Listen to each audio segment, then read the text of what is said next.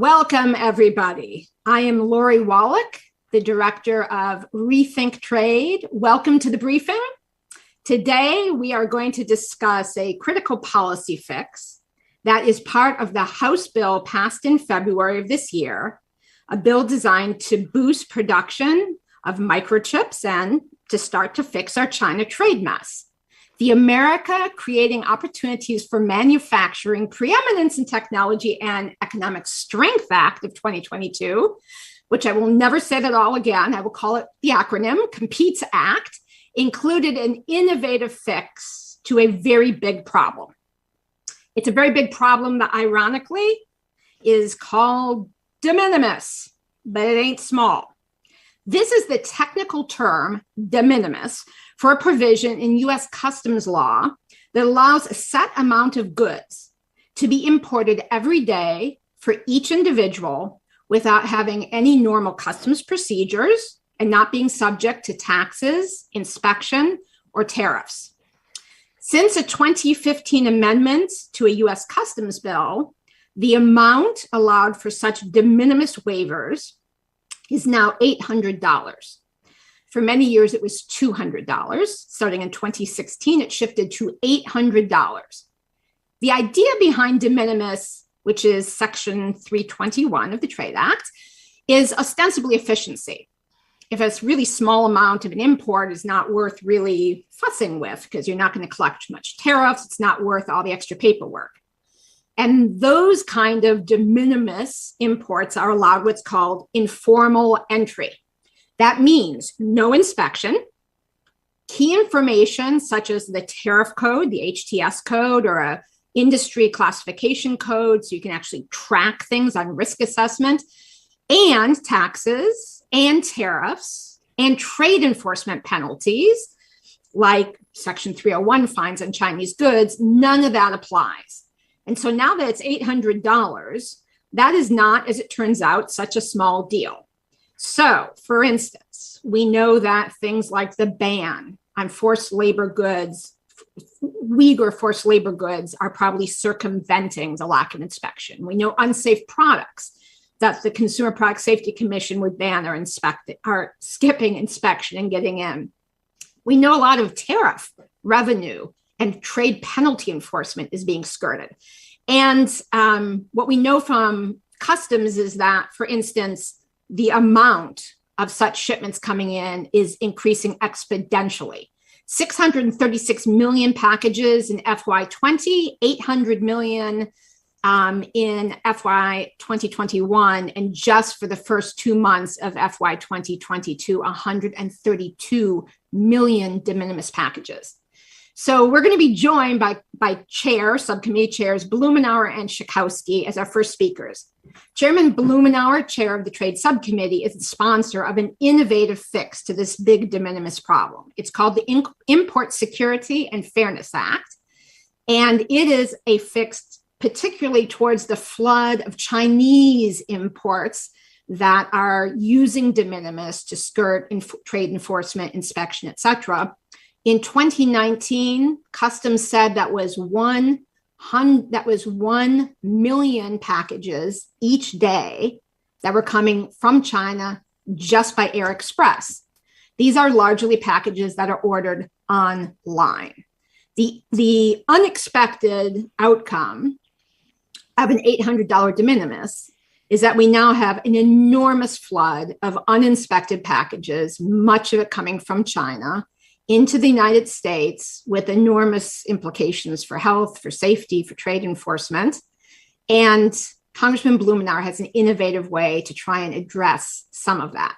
So it's my honor to introduce the chairman of the Trade Subcommittee, the congressman who has represented Oregon 3rd District since 1996, Congressman Earl Blumenauer. Please. Thank you, Lori. Thanks for the kind introduction, and thanks for your work. I love the rebranding here, Rethink Trade. This is a concept that's long overdue, and I think we can start rethinking trade with what we've done with the de minimis provisions. You gave a little bit of the history.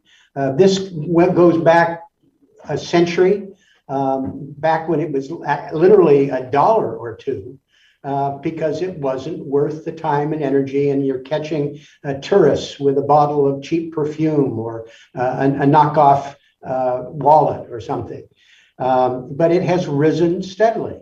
And the $200 threshold going up to $800 unleashed all sorts of unintended consequences.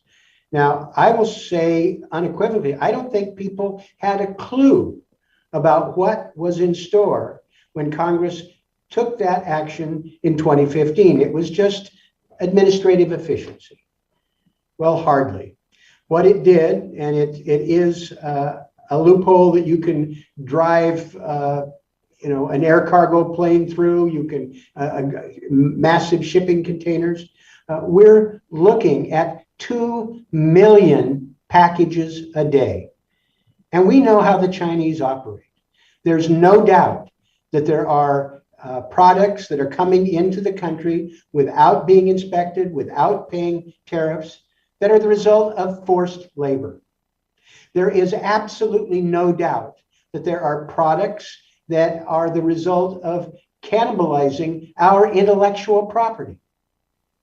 There's no doubt that there are illegal substances that are coming across into the country with this glide path. It is deeply troubling to me in terms of how the Chinese have taken this loophole and exploded it. 2 million packages a day. They're marrying it up with digital sales marketing. They are, and in fact, the $800 threshold actually is kind of winked at. It's well known that if you've got a product that's $850, some enterprising Chinese company will work with you to mark down the invoice. So it's $799. So the 800, I think, is more theoretical than real. And even that is too high. Part of what we've done is to focus attention to the need to reset this. Now, what I did with our subcommittee was to deny access to de minimis treatment for a non-market economy who's included on the United States Trade Representative priority watch list. Now, coincidentally, that's just China. And I think that's a good start. But I think this is a conversation that needs to be expanded upon, looked at in greater detail. This is what I thought we could get. As you know, there's been some reluctance, but I think we can hold the line and get this moving. But I've got a fallback position that I'm willing to discuss with you and explore, because, what if we just gave other countries 5 times what they give us?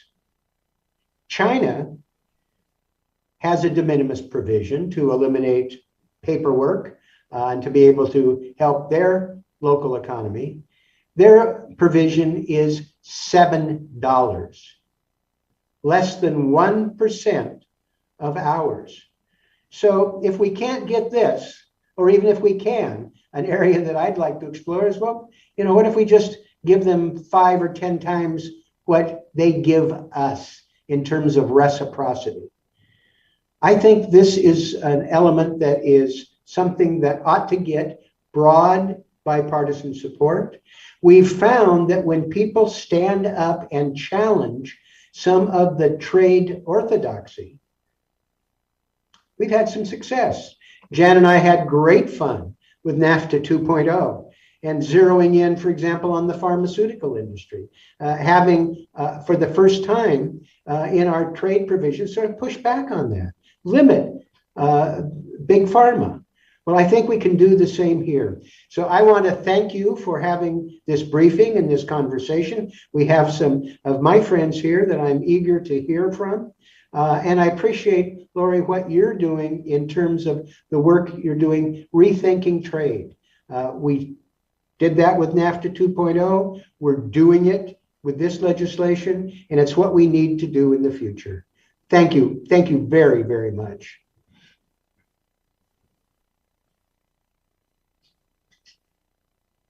Not hearing you, Lori.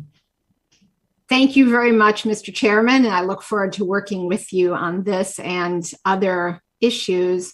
The de minimis problem, to put in perspective of the US $800 value, there is only one country in the world that is a higher value, Uzbekistan at 1,000.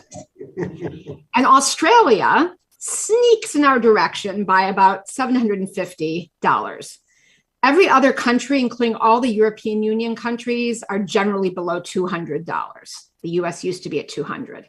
So as e-commerce has exploded, a lot of countries are thinking about bringing down their de minimis value because they are so worried about the issues that Chairwoman Jan Schakowsky, who chairs the committee in charge of consumer safety on the Energy and Commerce Committee, has brought up most recently in a hearing that is worth looking back on in March of 2020, which is to say that as well as all of the trade cheating that has gone on, the de minimis system has provided a really gateway for goods purchased online to come in that are counterfeit, that are unsafe, and the lack of inspection or even the information to trigger inspection raises enormous consumer health and safety issues. So it is my honor to introduce Congresswoman Jan Schakowsky, who has represented Illinois' 9th Congressional District since 1999. The chairwoman has been on top of these threats and is a partner with Congressman Blumenauer in trying to figure out how to rethink trade. Congresswoman. Thank you so much, Lori. Yes, you're right. 2 years ago, almost to the date, the Consumer Product Protection and Commerce Subcommittee held a hearing titled Buyer Beware, Fake and Unsafe Products on Online Marketplaces. There's a Q&A. And when we began, am I unmuted? Yeah, okay. When we began planning this hearing, I had 2 clear goals in mind. One was to strengthen the existing Consumer Product Safety Commission's relationship with the U.S. Customs and Border Protection in order to keep counterfeit and unsafe products from entering our country. And the second was to examine what tools the Federal Trade Commission needs to combat the proliferation of fake and counterfeit and stolen goods that are sold directly to consumers online. However, this hearing was kind of bad timing because it was held just before the World Health Organization declared COVID-19 a worldwide pandemic, and everything really changed. Overnight, American lives shifted, and they began even more reliance on commerce, on e-commerce, to keep their lives afloat as this deadly pandemic really ravaged the world. We moved quickly to protect Americans in the 2020 omnibus. We enacted legislation that required placement of consumer product safety, putting people from the Consumer Product Safety Commission, investigators, at ports of entry, and to authorize them to the Consumer Product Safety Commission to hire more full-time inspectors in order to be able to to man those sites. So we required them to place the staff at 2 ports of entry with the most de minimis. Everybody's got that word now. De minimis shipments, knowing what we call the Amazon loophole was positioned, was really poised to take advantage of and to exploit consumers.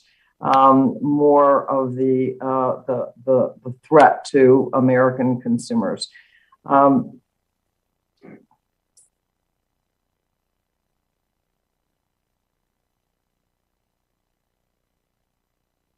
Hold on one sec.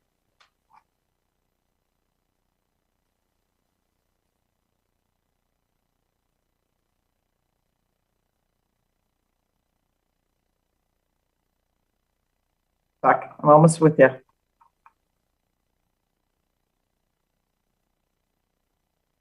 So subsequently, in the American Rescue Act, we were able to dramatically boost the Consumer Product Safety Commission funding, which was really important, directing them to take additional action to protect Americans from dangerous counterfeit and stolen goods. And the next logical step that we have to take is Chairman Blumenauer's Import Security and Fairness Act. And I am so proud, Earl, to be a co-sponsor of your legislation. It's so important. According to the detractors, many of whom claim to be tough on China and tough on tech, they like to say that this bill is radical. But the truth is that it's absolutely common sense, and everyday Americans support it. So why did the Senate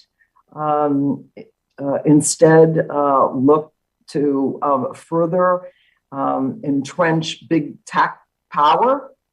Well, you know, this country's manufacturing and trade policy for the last 40 some years has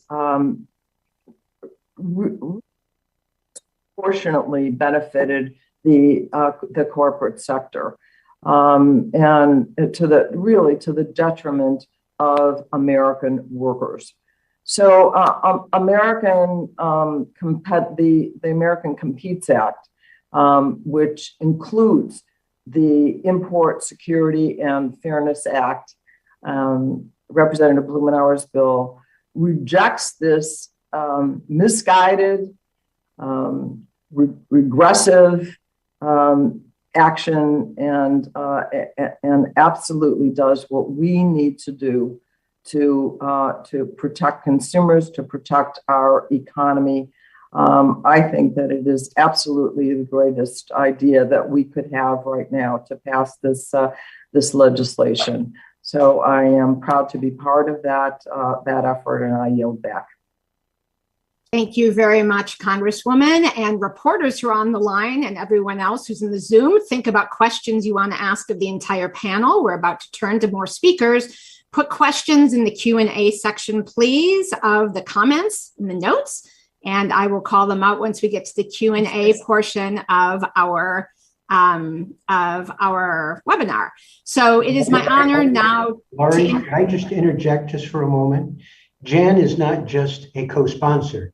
She's part of the inspiration for this legislation.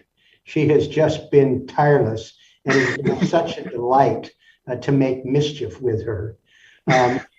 And your next speaker has identified one of my next projects for the new Congress in terms of demonstrating the power of reshoring. I could not be more excited that you have an opportunity here for us to hear from Bob.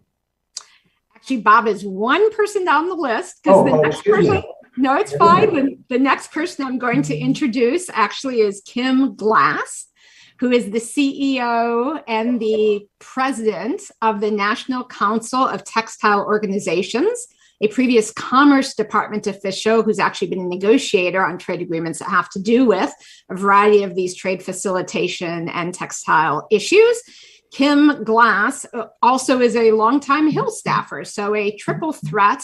And her actual companies, the companies she represents, are directly impacted by the de minimis provisions, which have been protections for imports that are not fair. Kim. Thank you so much to my friend Lori Wallach. And I just want to take a moment here and really thank Chairman Blumenauer and Chairwoman Schakowsky for your incredible leadership, and my esteemed colleagues that are across the spectrum on this call today, from labor to industry groups to consumer product groups, to talk about a really timely and important issue. As Chairman Blumenauer noted, de minimis tariff exemptions were created in the 1930s. That was a time when we had virtually no international purchases were sent through the mail. And you visited your grandma in Canada, you get brought back a trinket, and you didn't have to pay a duty. This was long before the advent of mass product distribution through e-commerce. And now, nearly 100 years later, by pressing a computer button, millions of e-commerce purchases have made their way to our doorsteps from numerous countries around the world, not paying duty whatsoever. This explosion of e-commerce shipments using the Section 321 de minimis waivers has spawned new companies like Shein, a Chinese e-commerce conglomerate that built its multi-million-dollar business almost entirely exploiting the legal de minimis loophole. And many others are utilizing this as well. So CBP officials acknowledge they do not have the manpower to track or inspect even a small percentage of these countless growing shipments. They collect very little data on what's coming in. Make no mistake, these de minimis shipments are exploding, and COVID has increased this kind of shopping dramatically. Think of this real life scenario. The administration rightly has maintained Section 301 tariffs on textile and apparel products to hold China accountable for pervasive predatory trade practices. Yet, if you ship a product from China to a US consumer, or indirectly through a distribution center in Mexico or Canada to a US consumer, it pays no penalty duty. In fact, it pays no duty whatsoever. The administration and Congress has rightly and vociferously responded to the crisis of forced labor that are making the headlines across our news networks, particularly in Xinjiang, who has been widely cited for using forced labor in cotton and textile production. Yet, these products are making it to our closets with little scrutiny on where it came from and who made it, utilizing the backdoor de minimis. And that's the problem. We simply don't know where these products are coming from, who is making them, if they are made with forced labor or a result of intellectual property theft or are dangerous to American consumers. What's the point of a free trade agreement or trade penalties if you can simply find a workaround with a legal tariff trade loophole?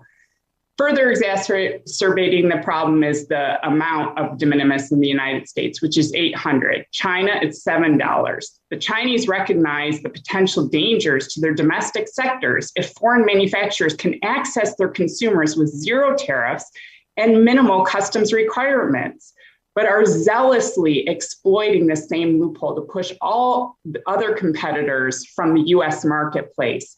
This is especially devastating for US textile manufacturers who have endured China's exponential rise.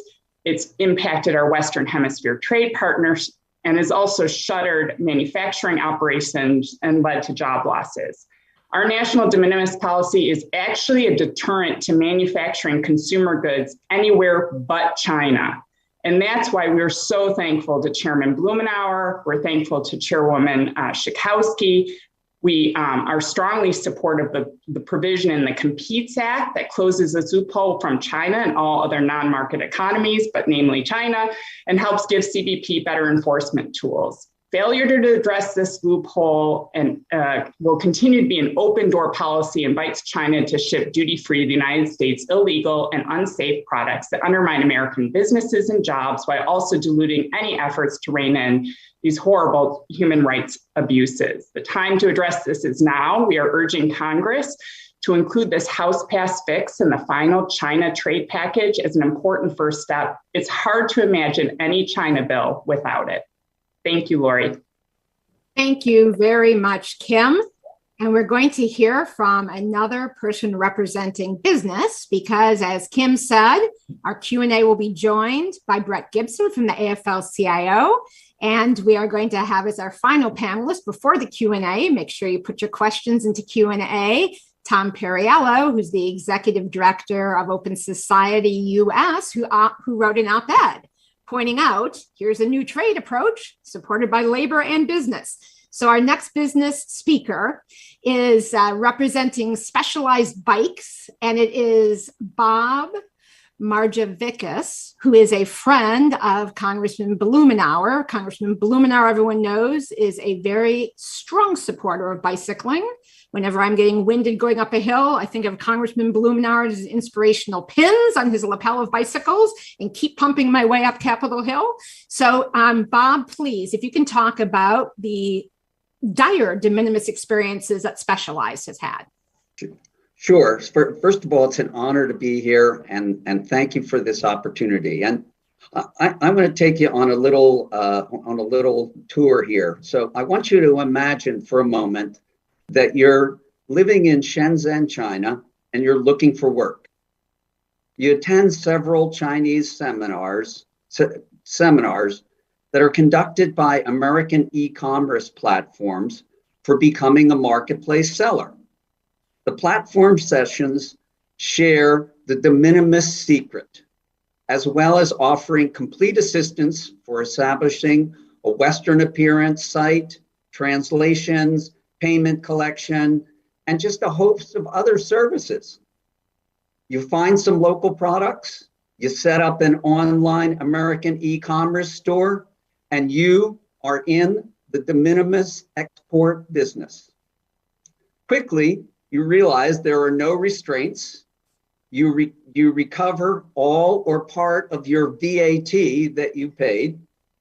You benefit from the government subsidized express shipping. As time presses on, you become more greedy and you want to grow your business. And you realize that there are no legal consequences for shipping de minimis anything into the USA. This includes counterfeits, drugs, dangerous goods, or anything to both existing customers and potential customers.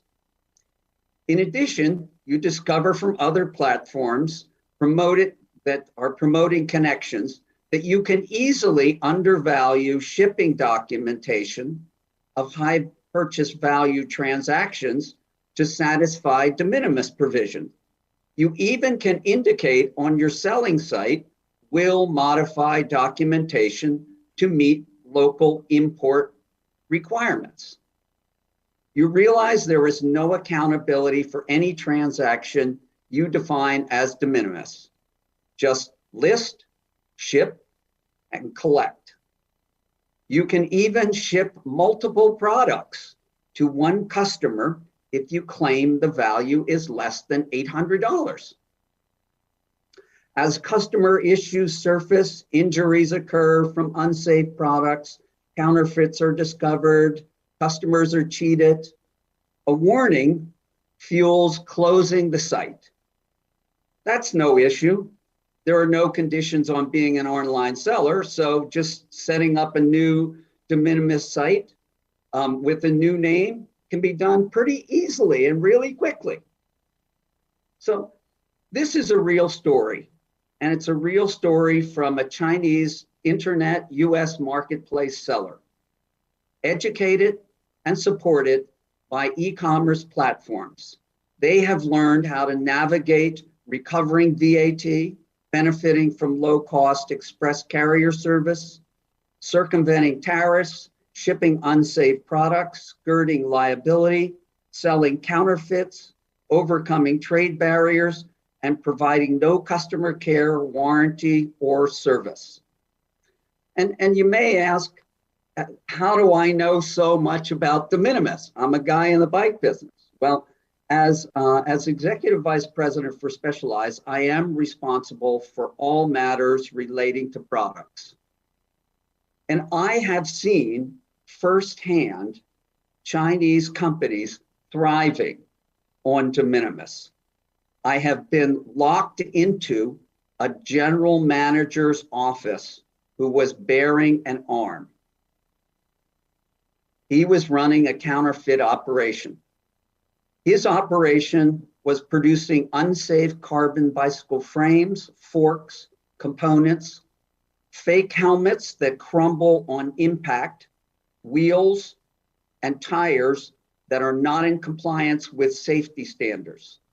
And the interesting thing is, they were not only producing bike products, they were making sunglasses and selling toys, household goods, sporting goods, and any other product that they could ship de minimis, all enabled by de minimis, internet, marketplace sellers, and express carriers.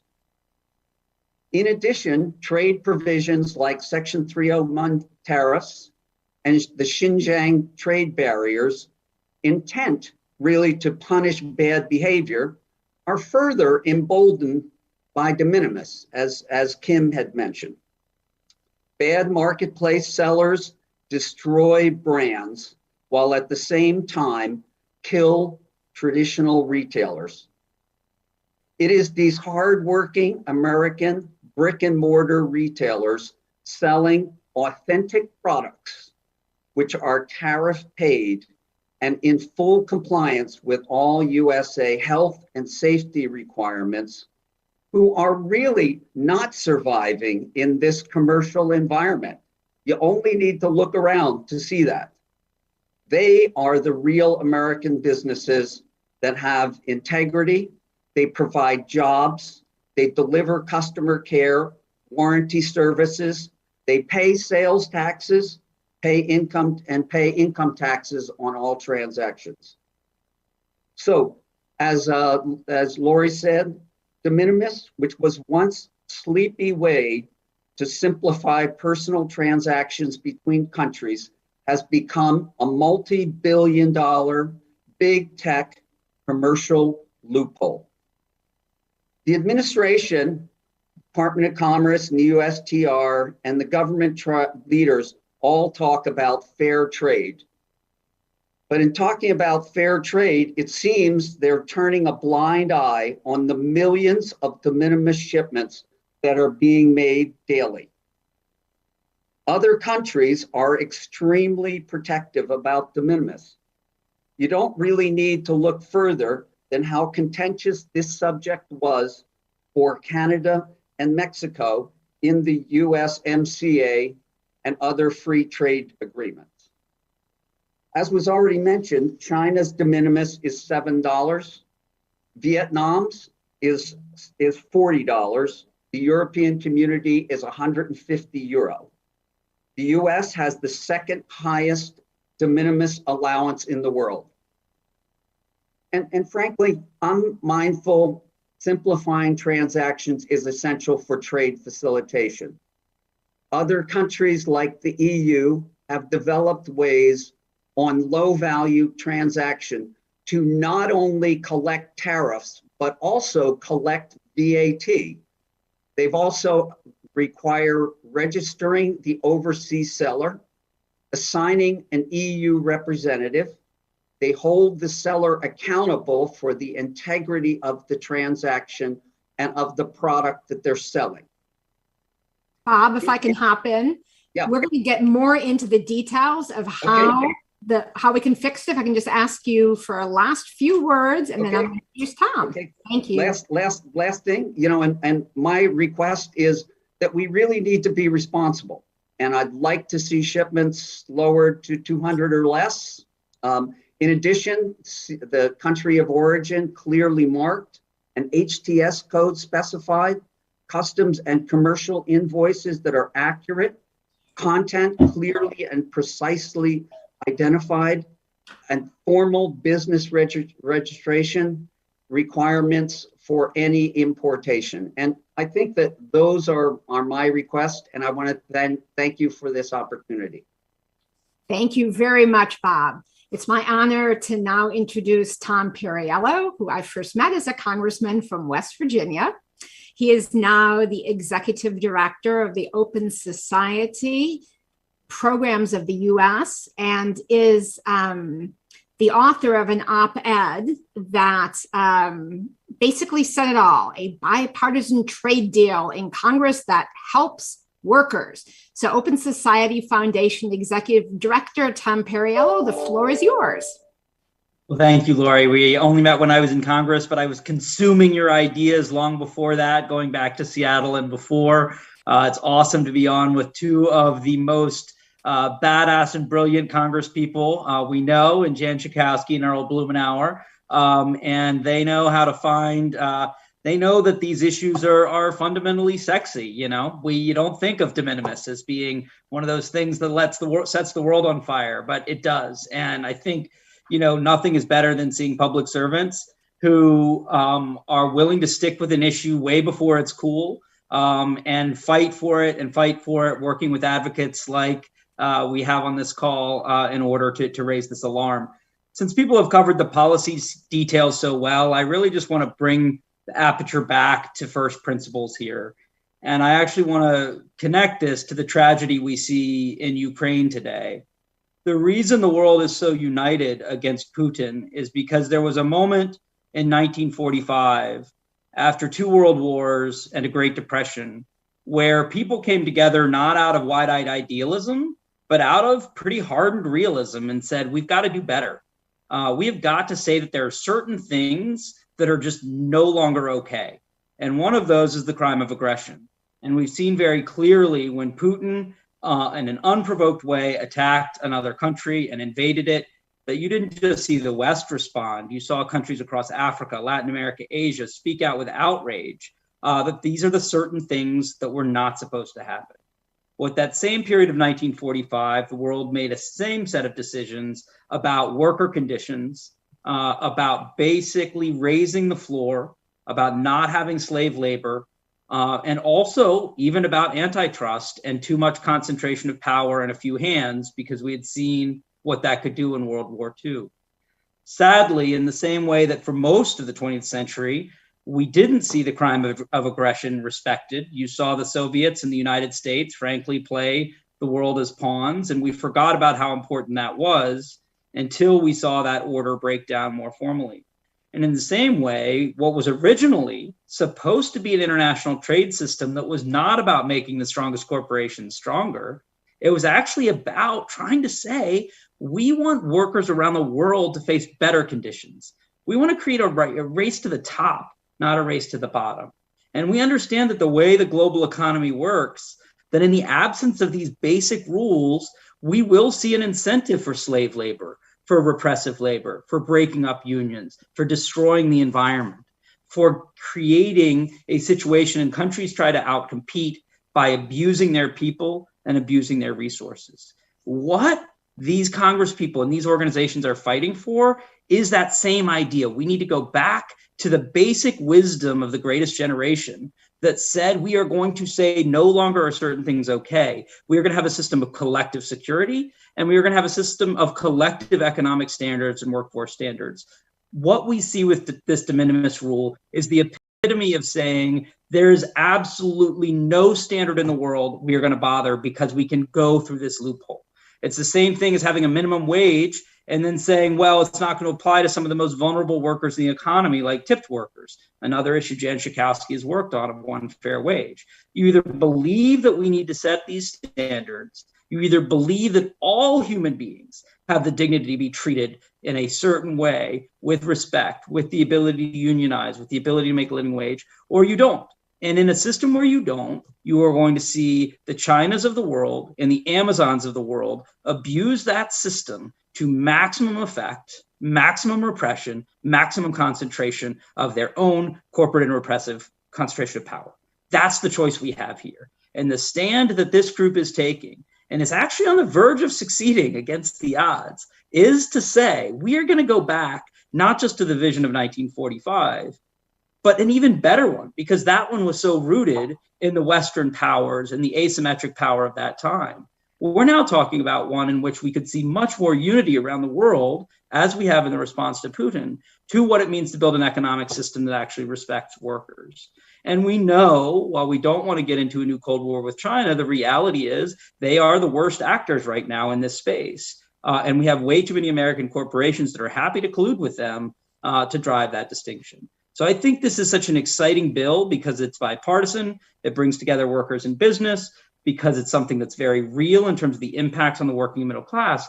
But I think this is actually part of a broader progressive movement, an inflection point on the kind of world we're trying to build and the kind of middle class we're trying to build. And just for that, couldn't appreciate more the work you all are doing and for being part of this conversation today. Thanks.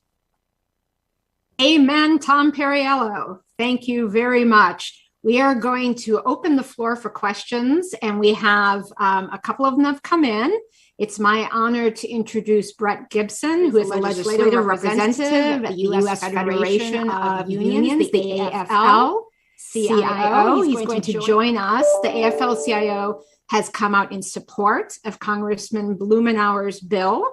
And I'm going to start with a first question that gets to something I'm going to give a little context to for some of the people who are YouTubers who have not gotten way deep into the weeds, but it's very apropos of what Tom just said, which is there are right now two visions of what to do on trade policy. There is this House bill, Competes, that includes Congressman Blumenauer's innovative fix and some other very progressive, interesting, pro-worker, pro-U.S. manufacturing resilience improvements that are very creative and is a forward-looking way to build on, say, that vision that Tom was speaking of, which is of a very different trade regime that never happened, called the International Trade Organization of 1948, which had labor standards and antitrust standards and all the stuff that should be global economic policy. So the vision of worker-centered, pro-health and safety trade is in the House Competes bill in many different provisions, including Congressman Blumenauer's. There is a Senate version of a bill. They both have in common a lot of money and support for having microchips built in the US. So both bills have that, and more cutting edge research. Both bills have that. But the trade provisions of the Senate bill, because this is what this question's about, has come in. The Senate bill, which is called USICA, represents a little bit more of that backwards looking trade agenda that Tom's describing that has not worked out so well for a lot of working people, and that the House bill basically breaks with and supports the President Biden's worker-centered trade agenda. So here's the question, and it's directed to the members of Congress, but I'm sure everyone who is interested can speak to it. It starts with Chairman Blumenauer. You said yesterday a virtual conference has begun for reconciling the America Competes Act, the House bill for our YouTubers, and USICA, the Senate bill. Has this issue, de minimis, come up yet as your team talks with those from the Senate Finance Committee? And if so, can you share anything about the tenor of those conversations? And then related is a question for both members of Congress, which is, if one wanted to try and fix this de minimis problem with respect to all imports, regardless of their country of origin, are there solutions to build on the innovative solution that Congress Blumenauer is proposing in this particular piece of legislation? So 2 questions, and we can start with the members of Congress, please. Well, the virtual conference committee is something that is taking place with the top leadership in the House and the Senate. It's I have volunteered to be part of some of these conversations. I've raised it with some of my Senate friends because we have some very serious differences. You mentioned there's lots of common positive elements, but the Senate bill allows the trade adjustment assistance to expire. We reinstitute it and improve it. It doesn't have a de minimis fix, as we've been talking about. It doesn't deal with issues that relate to finished goods. Part of what we're doing is trying to restrict finished goods and more in terms of its historic concept, rather than having imported thousands of items that are already fully manufactured, finished goods. This was not the purpose of that provision, and it's another one that's been distorted. So we have a number of very specific elements that we're fighting for. We've made the point to our friends in the Senate, and we're working to try and raise the profile of these items, to have environmental protections when we're talking about GSP. These are elements that were in the House bill, and I'm hopeful that our friends and allies will continue to spotlight these so that it will be part of this informal conferencing process. I'm glad that it's taking place. I'm a little frustrated that we haven't been able to actually access the process as much as I would like. Thank you very much. Congresswoman Schakowsky, do you have anything you want to add?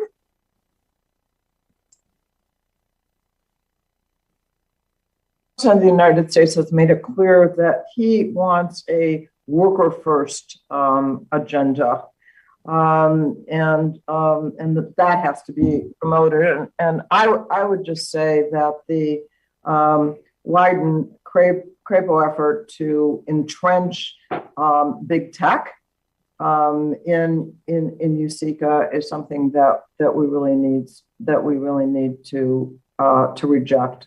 And I think that we really need to promote the way that Representative Blumenauer is taking the legislation, and I'm certainly hopeful that we could move rather in his direction. Thank you very much, Congresswoman. And not to self-promote, but for folks who want a guided tour between the two bills, please go to Rethink Trade's Medium page, where just on Friday we posted the title's a little tongue-in-cheek, China Trade Bills War, not China Trade War, but China Trade Bills War, that is a side-by-side of the House and the Senate bills that lays out precisely the differences. Just to update folks on what Congressman Schakowsky is talking about, there is a provision that was added to the Senate bill that basically gives new rights for big tech firms. It's totally unrelated to China or trade to basically attack the best anti-monopoly provisions, the best digital governance privacy provisions around the world, and would make the US government responsible for basically doing the opposite of what the Biden administration has said they want to do going forward as far as competition and oversight of big tech. So that is not only is the de minimis fix not in, but an unfortunate big tech provision is in. The next question actually is about big online retailers.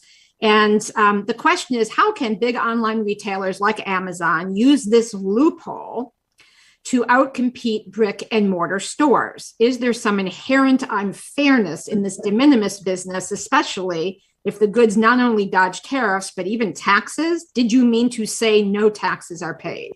Question mark. And maybe anyone from the private sector groups or anyone jump on in. Sure, yeah, I'll jump in and then I'll let Kim jump in. This entire concept of de minimis, it does provide a tool or a way for foreign operations to import products into the United States directly to consumers. Therefore, as we indicated, it circumvents import tariffs, it circumvents any Section 301 tariffs. In addition, it circumvents sales taxes and basically any responsibility for the seller from either a warranty or customer care or safety provision.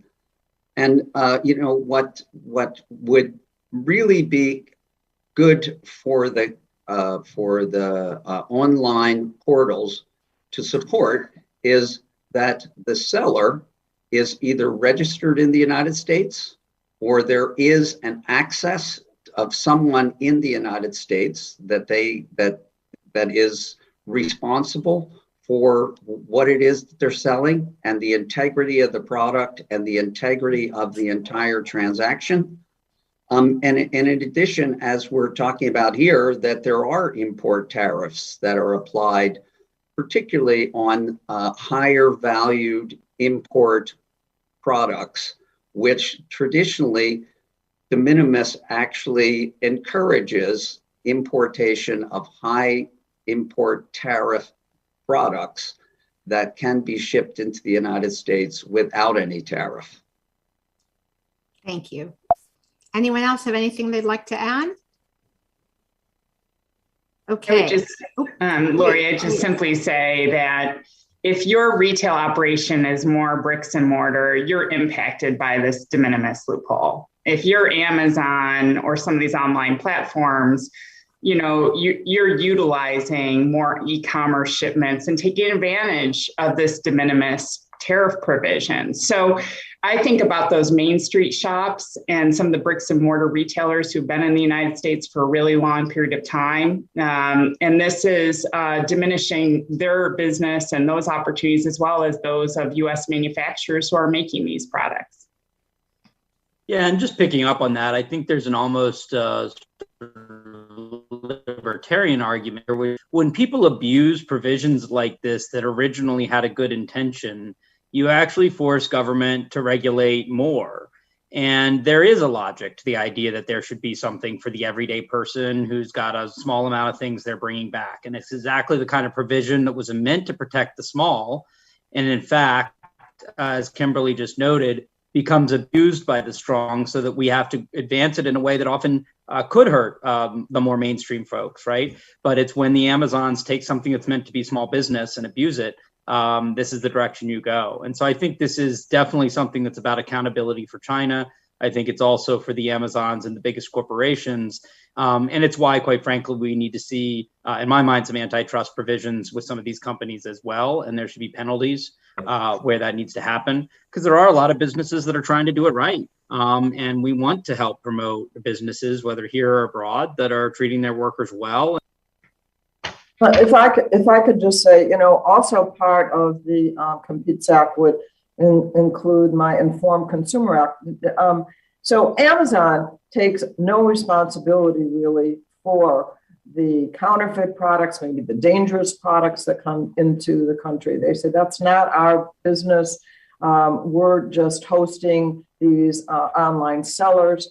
And the legislation I have would say, I'm sorry, that the Amazons of the world would have to vet and verify and provide basic information about the sellers that are online. So, the exploitation that we see, and then the huge profit making that we see that's going on because there are no roadblocks. Thank you very much. And actually, the next question, I hope it's okay. I was just texting him to give him a heads up. But Brett Gibson of the AFL-CIO, I saw your hand also go up. You probably wanted to comment on the previous thing, but there's a question that's just directly up your alley, which is, can someone please explain exactly how the de minimis loophole helps imports skirt the ban on Uyghur forced labor goods? Yeah, great. Thanks. And I know that was brought up before, and I just have to say hi to Chairwoman Schakowsky and Congressman Blumenauer. Hello, it's great to be on this panel with you, and thanks for including me. So, I think we all know that in the Uyghur region, in the Xinjiang region of China, the Uyghurs, are exploited for a host of labor issues and products, whether it's solar, whether it's textiles, whether it's electronics. And any product that comes from the Xinjiang region that is produced with forced labor from the Uyghur people can be shipped in if it's under $800, whether it's electronics, whether it's, probably not commercial solar panels, but residential solar panels, a host of things. And we support workers, we support human rights. And, I think in solidarity, not just as workers, but as a human rights issue, we want to make sure that we're raising the bar for how goods come into the United States. We don't want forced labor, and the U.S. shouldn't. We have the Uyghur Forced Labor Prevention Act. This definitely circumvents it because, as other speakers have noted, goods are not inspected. CBP doesn't have the resources to do so, and so it's just done. I do want to reach back to the last question and just say, in an odd way, how this affects U.S. tax base is that when you have a brick and mortar store, whether it's a small business or a medium-sized business or a large business, like just say J. Crew or Express, they have brick and mortar, they pay taxes, they support the tax base, they're in your communities. Small businesses are in your communities. We saw this with factories when offshoring was a big thing with China. Now we might see it at a more, more in the commercial space, whether it's, like I said, Express, J. Crew, Eddie Bauer, down to the small business person, and I know, or even Spokes Bicycles, which is a specialized dealer, Bob and my, in Virginia here. Thanks. Thank you very much, Brett. Our final question that we can just squeak in is for the members of Congress, but everyone who has any insights can add, which is, what do you think is the timeline for movement on the two bills? Is Memorial Day feasible for some reconciliation into a final bill and passage? And if and how could midterm elections impact that timeline? Well, I think, just jumping in for a moment, I think Memorial Day is absolutely something that we can achieve. The issues are clearly defined. And Laura, you've been working to help people understand them very explicitly. We've identified a handful of issues where we have major disagreements with the Senate, but these are not new issues. This was part of legislation I introduced last year. They've been percolating along based on what we've done with hearings, dealing with things like forced labor and GSP and gender justice and equality in the workplace. These are, we've been working hard with our friend Dan Kildee on the trade adjustment assistance and had hearings. So this is out there. There aren't any new issues that need to be explored. And I think the differences are pretty stark. So my hope is that we all focus on these, that we make this part of the discussion that takes place over the next few weeks. There's so much that happens in the political process that's disengaged. It's disconnected from real life. These are real life provisions that affect American manufacturing, that affect American families, that affect brick and mortar businesses and product integrity and safety. So I'm absolutely convinced that if we're focused, we can get this done in relative short order. And let me just add that I know that Speaker Pelosi really wants to move this legislation, move this agenda. And my recommendation to everyone is don't bet against Nancy Pelosi. Thank you very much. So we see it here. We see a future of a worker-centered trade agenda where a bike is either made in the U.S. of U.S. parts and folks are paid a decent amount. It's sold at your locally owned small brick and mortar bike shop, which pays taxes and has people making a decent wage. Or alternatively, you have a big counterfeit flood of dangerous bikes that are sneaking in from China, maybe with forced labor, certainly unsafe. And as long as you bring them in one by one directly to the consumer and make sure it's $799 bike, not only does the brick and mortar store, if they're importing that bike, have to pay taxes and tariffs, so they're at a disadvantage, but the fake unsafe one comes in uninspected, maybe gets into your kid's hands. You can't sue anyone if, heaven forbid, an accident happens, and there is no tax base, and the workers have not been treated well in the making. Ladies and gentlemen, two visions of the future. Let us hope that the Competes Act in the House and its excellent trade provisions, including closing this de minimis loophole, is our future, not the USICA way backwards into a trade agenda that has not worked.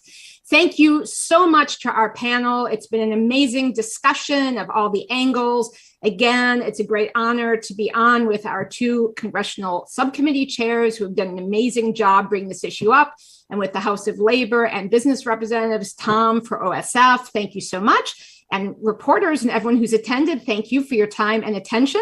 A recording of this will be available on rethinktrade.org. And again, thank you everybody for your time and your interest.